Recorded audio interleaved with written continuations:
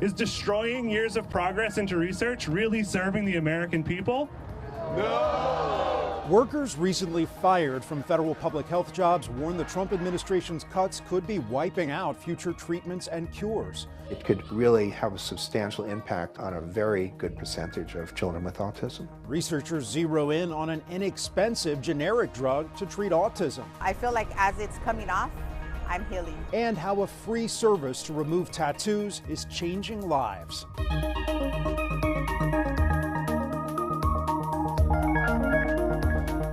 Welcome to Eye on Health, where we focus on stories that affect your physical and mental well-being. I'm Bradley Blackburn. We begin with new orders and decisions from the Trump administration that impact public health. Stand up! Fight back! Outside the Department of Health and Human Services, dozens of federal workers protested medical research cuts and layoffs. HHS has said they're following the president's plan to streamline the government. Is firing cancer researchers part of that plan? The Trump administration has fired thousands of federal workers in sweeping efforts to pare down the federal workforce and slash spending. Many employees were on probation, but they were not necessarily new hires. And they're on probation because they were promoted. In other words, they're terminated because they were just promoted because they were doing such a good job. That's stupid. That's cruel. Some Republican lawmakers, including Maine Senator Susan Collins, feel the firings have been indiscriminate. We need a far more careful approach. Collins is also critical of the administration's firing of several employees who were working on the government's response to the bird flu outbreak. The U.S. Department of Agriculture said it was an accident and is scrambling to rehire them. President Trump defended the cuts in an interview on Fox with Elon Musk, who heads the president's Department of Government Efficiency. He also repeated promises made on the campaign trail. Medicare, Medicaid, none of that stuff is going to be touched. Nothing. You don't have to. Hours later on social media, Trump endorsed a House budget plan that would make sweeping cuts to Medicaid. Roughly $880 billion would be cut from the program, and $230 billion would be cut from the Supplemental Nutrition Assistance Program, known as food stamps. More than 79 million people, about 20% of the total U.S. population, receive services from Medicaid. Most enrollees qualify because of low incomes. Everyday Americans are going to pay in shuttered community health centers. They're going to pay the cost in canceled clinical trials. They're going to pay with less access to birth control and cancer screenings and weaker public health departments. The Trump administration is planning a new strategy for fighting bird flu. The plan for the respiratory virus has some emphasis on things like hand washing and personal protective equipment, but more so on vaccinating poultry. According to the U.S. Department of Agriculture, avian flu has been confirmed in 146 flocks in the past month, affecting more than 20 million birds. 34 million egg-laying hens have been culled since December. Not all of those birds tested positive for avian flu, but were members of a flock where a case was confirmed. CBS News medical contributor Dr. Celine Gounder appeared on CBS's The Daily Report to explain why vaccination may not stop the spread. Even if you do reduce the mortality, the deadliness of the virus among birds by vaccinating them, they still are likely going to be infected. It'll just be a milder disease, just like when we get flu vaccine ourselves, right? And so that means the virus will still be spreading. People can still get infected. Bird flu can infect birds and mammals like pigs, cattle, cats, rats, and humans, especially if they work close with animals. There have been at least 68 confirmed human cases of bird flu since last year, according to the CDC. One person has died from the disease. Dr. Gounder says if a person contracts bird flu and human flu at the same time, the strains could swap parts to make a new hybrid flu strain. Thursday, the CDC released a long-awaited study about 2 cats who died after being infected from bird flu last year. The indoor-only cats belonged to Michigan dairy workers and had no exposure to infected cattle or birds or raw milk. Veterinary experts say the report lacks detail that could confirm whether people can spread the virus to domestic cats or vice versa. A measles outbreak in rural West Texas is growing, and now there are new cases in New Mexico. More than 60 people in the region have been diagnosed and more than a dozen hospitalized. Health officials say most of the cases are in unvaccinated school-age children, many part of an under-vaccinated Mennonite community. Measles is one of the most highly contagious diseases and can be deadly for babies and kids. A recent nationwide poll found about 17% of parents have skipped or delayed a vaccine dose. That's up from about 10% just 2 years ago. You need very high levels of vaccination to prevent an outbreak. So even a dip from 95% coverage to 93% coverage can leave you vulnerable to having outbreaks. And I think it's really important to emphasize that the measles vaccine is highly effective. 2 doses gets you to 97% protection against developing measles infection. It is very safe. We've seen hundreds of millions of doses given over the years worldwide. And when you do not get the vaccine, that is when you have the risk of hospitalization and death. A new report shows black people continue to face significant disparities when it comes to cancer. CBS's Stephanie Stahl introduces us to a Philadelphia man who is working to raise awareness. James Waddington is a prostate cancer survivor on a mission. What's your message to the black community now? Screening is important. He was diagnosed nearly 5 years ago at age 50 after his doctor recommended a PSA blood test that helped catch his prostate cancer early. I said, if I survive the surgery, I will do everything I can to make people more aware of the importance of early detection. A new report from the American Cancer Society shows while cancer death rates among black people are declining, they remain higher than other racial and ethnic groups. We're excited by the improvements, but despite that, black men are significantly more likely to die from the disease, and black women who have a less likely chance of developing cancer are more likely to die from it. The report finds black patients compared to white patients have a 2-fold higher risk for death from myeloma, prostate, uterine, and stomach cancers, and 40 to 50% higher for colorectal, breast, cervical, and liver cancers. In prostate cancer, black men are about 67% more likely to be diagnosed and about 2 times more likely to die of the disease. There's probably a different inherited risk in black men than white men. Based on our research, black men are often not offered the same treatment options as white men. Waddington shares his story to raise awareness about the disparities. Part of this work I do with the American Cancer Society is I tell people I want to be around for grandkids. I push myself to stay on top of my health. This is what I want my legacy to be. Granddad did something to help, the community overcome cancer. Work he hopes will save more lives. Stephanie Stahl, CBS News, Philadelphia. A new survey finds a growing number of Americans monitor their heart health with wearable technology, but they're not always sharing that information with their doctors. CBS's Michael George has more. When Sue Van Wassenhoef took a few falls at home, her children bought her a smartwatch to track her health. I have some other health issues, but I have sleep apnea.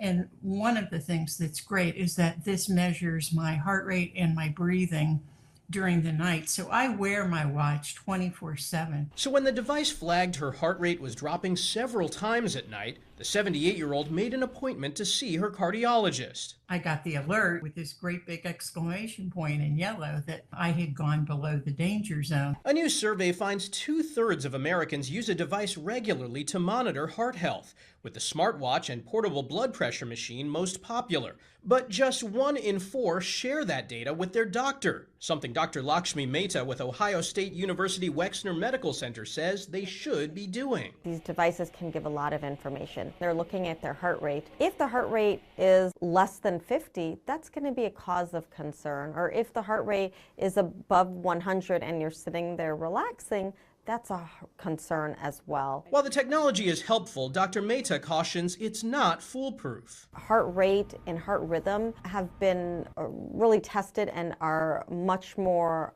validated, but there's other things like the oxygen level and temperature that data can vary a bit. Technologies are not to replace the visit with the physician. Sue learned her smartwatch can capture an EKG, and the results can be sent to Dr. Mehta through her electronic medical chart. That's just invaluable. It's a great way to participate in my health care. And that gives her and her family peace of mind.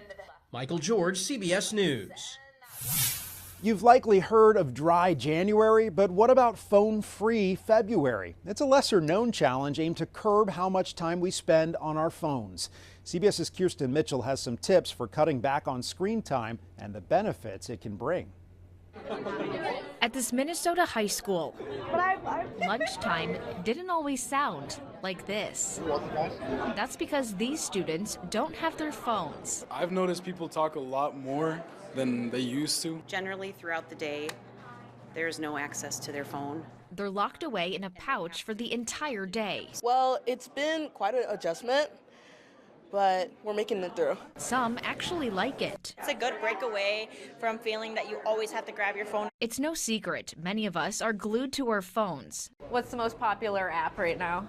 I would say TikTok. Yeah. For me, Instagram. Lots of kids report being on their phones almost constantly, and the same is true for many parents. Jody DeWorkin studies families and technology use. Emerging research shows a possible link between screen time and obesity, mental health issues, and sleep problems. Does it affect your sleep at all if you're on your phone late? Most definitely. Yeah. Screen time could even affect our brains. Research shows excessive screen time can have both short-term and long-term effects, from impairing cognitive abilities like focus and memory to affecting emotional well-being, particularly in young people. You know, there's no break from that sort of those social pressures and those social relationships that can be really challenging for young people. Some ways to limit screen time include keeping phones out of the bedroom, implementing screen-free breaks, and practicing mindfulness when with others. I put my phone down by 10:30, and anything else I do after that is non-phone related. Any opportunity to stop and reflect on how it's going and what you can do differently seems like a great opportunity. You can also try to make your phone less appealing, like going into your settings and changing the colors to a grayscale.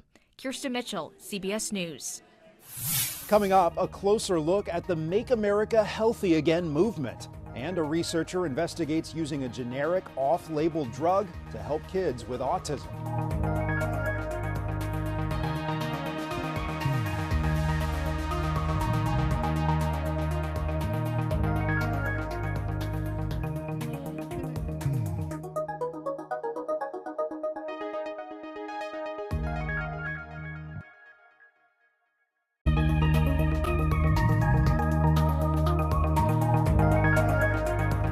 Welcome back. Health Secretary Robert F. Kennedy Jr. told federal health workers this past week he plans to investigate chronic diseases in the U.S. by focusing on the timing of childhood vaccinations and use of antidepressant medications.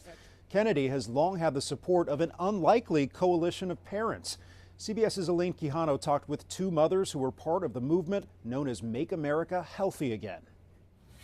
Prepping for after-school snack time at Sarah Cho's house starts long before her children get home. Every ingredient in this is organic. The mother of three is strict about what goes into her pantry and her kids, avoiding artificial and processed ingredients. She's part of the MAHA movement, Robert F. Kennedy Jr. supporters who say they want to make America healthy again. The MAHA movement is bringing us back to healthy foods that come directly from nature and not processed foods that have gone through so many steps to get to our table. Cho is a Democrat. She lives in New Jersey. It's not a political issue. It's an issue of, do you want your kids to get the best food or not? Do you want your kid to have the best environment to live in? Kennedy has pledged to address America's chronic diseases, poor diets, and environmental toxins. But as recently as 2023, he repeated a debunked claim, saying, quote, "I do believe that autism does come from vaccines. Multiple studies have shown there is no link between vaccines and autism." Like Cho, Teresa Warner is also a MAHA mother of three who's conscientious about the food she serves her family. She too supports Kennedy. That's her in the middle, but she's a Republican. What is it about RFK Jr. that resonates most with you? I think one of the things is certainly his attention to this culture of chronic disease and the chronic disease epidemic that's happening to our kids. And the other thing is upholding our parental rights and freedoms, which is so important. Warner did not have her kids vaccinated. Cho did, but both agree parents should have the right to decide. The American Academy of Pediatrics says vaccines are safe and effective. So many of the moms that support Bobby may not agree on everything, but what I do know that as Maha moms we can agree on is that he wants to see our kids healthier. Elaine Quijano, CBS News. Kennedy now heads the new Make America Healthy Again Commission, tasked with investigating the causes of childhood diseases and conditions, including autism. Desperate parents are looking for treatments, and for some that means thinking outside of the box. Here's CBS's medical contributor, Dr. Celine Gounder. There hasn't always been this much joy in Mason Connor's world. Should we go on the boat? His mom Caroline's concerns began around his first birthday. He wasn't talking, no language. Their pediatrician didn't seem worried. I think he just thought he was a boy and he would develop and everything would be fine, but no. At 2.5, he was diagnosed with autism. The Connors went on a mission, searching for anything that would help Mason. We just started researching on our own. And that's when my husband Joe came across Dr. Fry in a research study that he was doing. Child neurologist Richard Fry is one of many doctors searching for treatments that can help kids with autism. We have 3 stations set up. He's studying leucovorin, an inexpensive generic drug derived from the vitamin folic acid. It's currently prescribed to ease side effects from cancer chemotherapy. It could really have a substantial impact on a very good percentage of children with autism. In some kids, folic acid, essential for brain development, can't get in. Leucovorin bypasses that blockage and can help some autistic kids improve their ability to speak. Blast off, yes, a rocket ship. Mason's first words came just 3 days after he started taking leucovorin at the age of 3. The baby was purple. Currently, doctors can only prescribe leucovorin for autism off-label, which means repurposing a drug approved for one condition to treat another. We've done the science, and the next step is that we want to get more funding so we can actually get it FDA approved. But there's one big problem. Why haven't pharmaceutical companies invested in clinical trials to study leucovorin to treat autism? Leucovorin's an old drug, and you can get it for a very low price. So nobody is going to make a lot of money on it. So there's no reason for them to invest. But there is a reason that 20 to 30% of all prescriptions in this country are off-label. That's because there are more than 14,000 known human diseases with no FDA-approved treatment. I am literally alive today from a repurposed drug. Dr. David Fagenbaum is living proof of what's possible. A rare cancer-like illness almost killed him, but his research into his disease led to a drug meant for another condition. It's heartbreaking to think about drugs being on the pharmacy shelf while someone suffers from a disease. His nonprofit, Every Cure, uses the power of AI to scour available medical data on both diseases and treatments to uncover potential matches. I think our system is just flawed, and there's this major gap where drug companies are great at developing new drugs for new diseases, and we as a system are really lousy at looking for new diseases for old drugs. Mason is 5 now, and the plan is to start mainstream kindergarten in the fall, help toward a new path by an old medicine. Oh, you got me. I'm Dr. Celine Gounder in Phoenix. Coming up, how removing tattoos is giving some a new start, and a creative healthcare clinic for the homeless.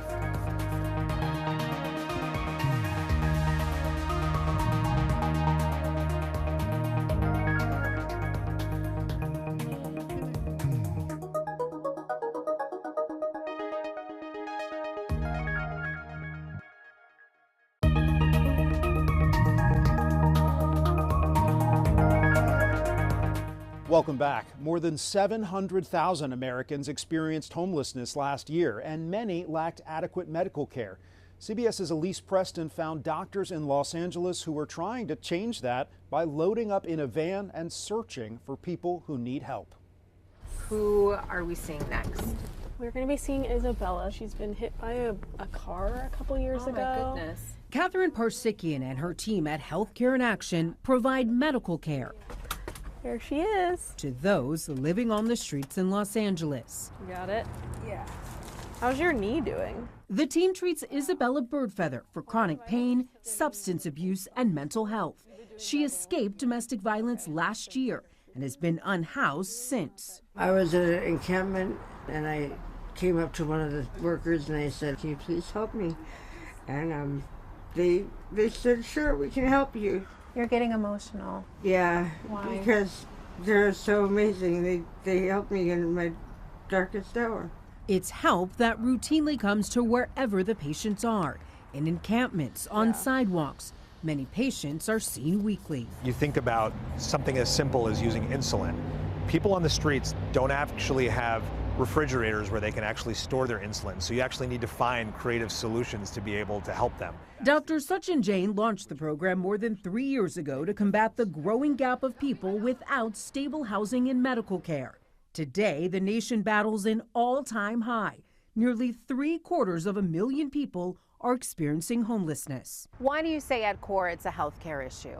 Well, I think many people find themselves homeless because they've had a health event. It could be a behavioral health issue. It could be a chronic disease that goes untreated. But the ultimate goal is to get people off the streets. I was just trapped in a nasty addiction. I continued to try to end my cycle of homelessness, but it kept failing. Case manager Eric Barrera knows the hurdles firsthand. There's no way our patients can burn bridges with us. Sometimes they might not want us to come back, but we'll just let them know that, hey, we're here in case you change your mind. HIA provides continuous care for at least 3,500 people. Usually when people interact with unhoused people, there is no interaction. People don't look at you. People don't talk to you.